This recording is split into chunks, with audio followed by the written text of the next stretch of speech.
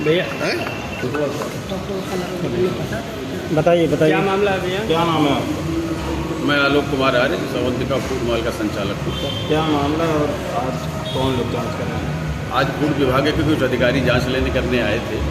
वो बता रहे थे कि कल आपकी एक कंप्लेंट हुई है। उस कंप्लेंट के तहत वो आए थे जांच करने के लिए। और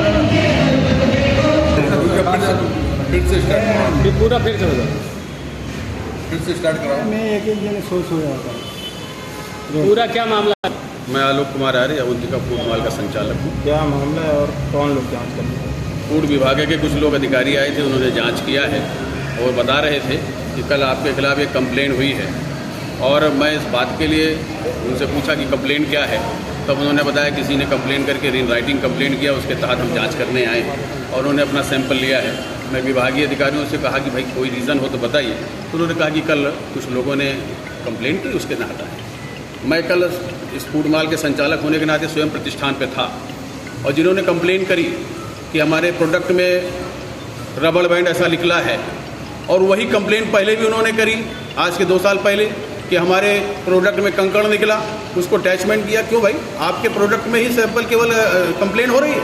आपको पहले पत्थर मिलता है, बाद में रबड़ बैंड मिलता है, वो भी डीप फ्राई ऐसे प्रोडक्ट में। गुलाब जामुन ऐसी चीज़ है जो डीप फ्राई होती है, कढ़ाई के अंदर होती है और गर्म घी में प्रोडक्ट फ्राई किया जाता है, उसके अंदर रबड़ का कोई अस्तित्व तो शेष रह नहीं सकता। मुझे लगता है इसके पीछे एक सुनियोजित षड्यंत्र है और इस फर्म को बदनाम करने की योजना है। फूड अधिकारी भी आए हैं। मैं अपना ट्रैक बता देता हूँ कि मेरा ये पुश्तैनी व्यापार है, 3 पीढ़ी से व्यापार है, और आपको जान के सत्य प्रसन्नता भी होगी कि आज तक इस अवंतिका प्रतिष्ठान का कोई भी फूड सैंपल फेल नहीं हुआ है। आप कहते हैं कि हमने मिसबिहेव किया। मैं खुद प्रतिष्ठान के काउंटर पर बैठा था, आपने कोई संवाद नहीं किया, आपने काउंटर पे कोई कंप्लेंट नहीं करी, आपने किसी वेटर को कोई कंप्लेंट नहीं करी। आप प्रोडक्ट खा रहे थे, आपने फोटो खींच के डाल दिया। अगर आपके अंदर ये बात थी, अगर किसी कारण से ग्राहक के नाते आप कंप्लेंट कर रहे थे, तो उसका एक व्यवस्था है, आप उसको कंप्लेंट करेंगे, जांच होगी।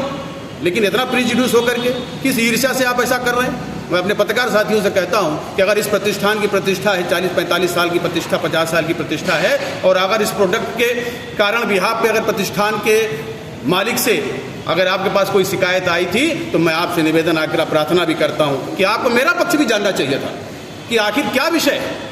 ये भ्रामक है और एक षड्यंत्र के तहत इस प्रतिष्ठान को नुकसान पहुंचाने के साथ साथ इसके पीछे कौन से लोग हैं, इसकी विधिवत जांच होनी चाहिए। क्योंकि बहुत से ऐसा विषय है कि मैं जनपद का कृपा पात्र हूं। इसी प्रतिष्ठान में 2018 में मुझे गोली लगी थी, तब भी प्रतिष्ठा हमें मिली थी, सारे साथियों ने दिया था, पूरे जनपद के लोगों ने दिया था।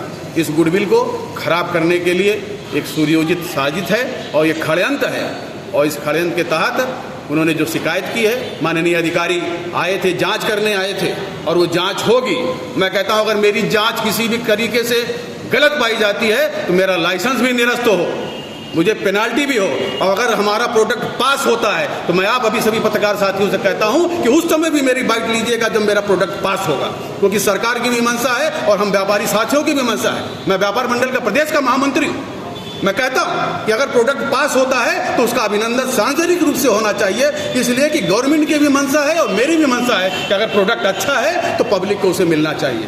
इस दुर्व्यवहार के लिए मैं निंदा करता हूं और उनके कृतित्व का निश्चित रूप से मैं प्रशासनिक अधिकारियों से आग्रह करता हूं कि इस तरीके के कृतित्व अगर ऐसी प्रतिष्ठा के पूर्ण के लिए किसी कारण से किसी षड्यंत्र के तहत ऐसा काम हो रहा है तो उस पर उनकी जांच होनी चाहिए। और इस काम की मैं निंदा करता हूं, भर्त्सना करता हूं कि उन्होंने ऐसा दुर्व्यवहार किया जिसका कोई प्रमाण उनके पास नहीं है। उन्होंने फोटो खींच करके जिस तरीके से फेसबुक पे डाला है, हमारे प्रिंट मीडिया के साथी हैं, इलेक्ट्रॉनिक मीडिया के साथी हैं, मैं उनसे निवेदन करता हूं कि मेरा भी पक्ष सबके सामने रखा जाए। आपको आग्रह करता हूं, आपने समय दिया, बहुत बहुत आभार।